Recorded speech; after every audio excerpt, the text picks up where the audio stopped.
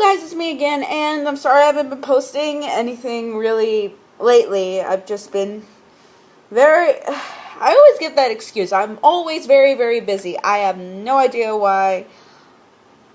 I don't know. I'm just... Life hasn't... Life hasn't given me its positive, it's positivity. I'll just say that. But I'll be doing fine, I guess, if any of you guys are worried. I don't know. It's just, it's just, we're not here to talk about that. We are here to talk about my review of the Lego Batman movie. Sorry it took this long, but I wasn't able to go see it on the weekend it came out. But I finally went to go see it. And you might think, well, what'd you think of the first Lego movie? If you haven't seen my already review of it back when I did in, I think, 2015, 2016. I don't know. Time passes by so quickly. I think the Lego movie is a good movie. I think it's kind of a style over substance thing, though. I got a lot more out of the animation than I did out of like the jokes that were going way too fast for my taste. Don't get me wrong, it's still a very, very funny movie, but it kind of got a little bit random at points, and it was just something about, the pacing, too, that kind of threw me off. And as you know, pacing is, like, probably my pet peeve whenever I go see animated films and such like that. So I come into the Lego Batman movie thinking, oh, wow, great. The trailers were funny, and, like, they're going to be more focused on the jokes. And it's just going to be, like, self-referential jokes about Batman and what trouble DC is having right now. So I went into this thinking that this was going to be somewhat of the lines of Lego movie, and wow, I was really, really surprised, actually, because not only did I find this movie very, very entertaining and enjoyable to watch, but this is probably the best parody movie to come out of anything super related or anything parody at all to ever grace the screen's presence, ever.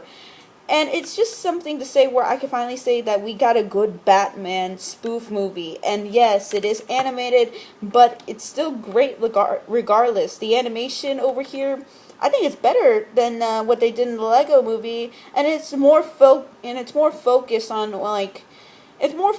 getting not so much what they did in the first movie, where all they did was show you a lot of action scenes and stuff like that. Well, there is action scenes here, but it was a starter up. It was a starter up to something that's going to be a lot more popular with these Lego type films coming out. And this one, I think here they're getting much better. It's like a Leica film where they get better with the stop motion. Here, I think they're getting better with the Lego animation. And it's really great that it's not like, stop motion. And I can tell, and you could tell, like, where some of the frames kind of, like, slow down a little bit as well. I don't know, it's just something about that craft. It doesn't make it look like stop motion, but you feel like every single one of these was, like, hand-created and hand-moved, per se, to make the animation look this good. But I'm not just giving props to the animation, because I'm also giving props to how they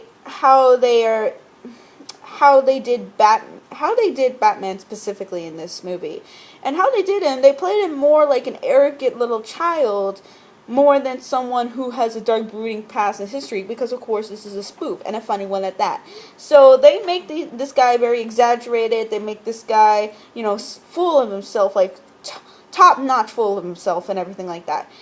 And it's just really, really fun to watch, because people who know the character, who grew up with the character, are going to laugh at this because he's being an insensitive little prick. And it's just, I don't know, it's just something where, jerky characters, when they're done right, I think are some of the best characters that you can follow. But having said all that, it's just, it's just the random Batman movie where, again, the Joker and Batman have a platonic relationship with each other. I mean, it's not implied, but you know what is implied. It's funny and hilarious too. It's really, really great. Like, these guys, top notch. Phil Lord, Chris Miller, top notch when it comes to what's happening in today's media. And like, what's happening so much with fan communities of Batman and everything like that, and they got everything down to a T. I mean, to be honest, I'm not like the hugest fan of the Batman mythology. I mean, I just think I started watching the animated series last year. And I still need to catch up with it, but I can tell where the hard work was put into this. And I can tell where, the creators were just having fun with it. And how much fun they were having with the Lego animation. How great that they were just spoofing all of these characters and just making fun of what DC has gotten into themselves lately. I think it's great. I think it's probably one of the funniest spoofs that people will ever see, to be completely honest. I don't think there's really much to say except of it just being funny. I mean, even if you're not like a really huge Batman fan, I think you'll get some really, really good laughs out of this. So I mean, I want to say more, but to be completely honest, you just gotta go see it, guys. Just go see it. Like, support this. Don't support all the other. Don't support 50 Shades Darker. Don't support that. Support the Batman movie, Lego Batman movie, because this is what we need, and this is probably like the best Batman film since The Dark Knight, and I mean, people have been comparing it to that, and I can't blame them. It's a really, really good Batman movie. So, in terms of, I'm giving this, like, this is probably going to be one of the best anime films of the year, to be honest. So, in my regards to that, I'm probably going to give this about, it's going to be hard. I'm doubting between an 8 and a 9, because it's not the perfect 10, because there are some things that I noticed about, the animation where it sometimes would slow down and like, the mouth movements wouldn't match sometimes with what they were saying. But that's just a small, itty-bitty nitpick. And some of those dramatic scenes also can, like, come out of somewhat nowhere. Like, it could be a comedic scene the next, and then it could be a funny scene the next. But then again, I think that's more of my problem than the movie's problem. I think I'm going to give it about, let's say a compromise right here. Let's say an 8.5. I'm giving it an 8.5. It's still a very, very high rating. So, yeah, I hope you guys do see this movie. I hope I post things soon enough. And as always, JC Animation Critic out. See you guys later. Take care. You're getting the 3D finger.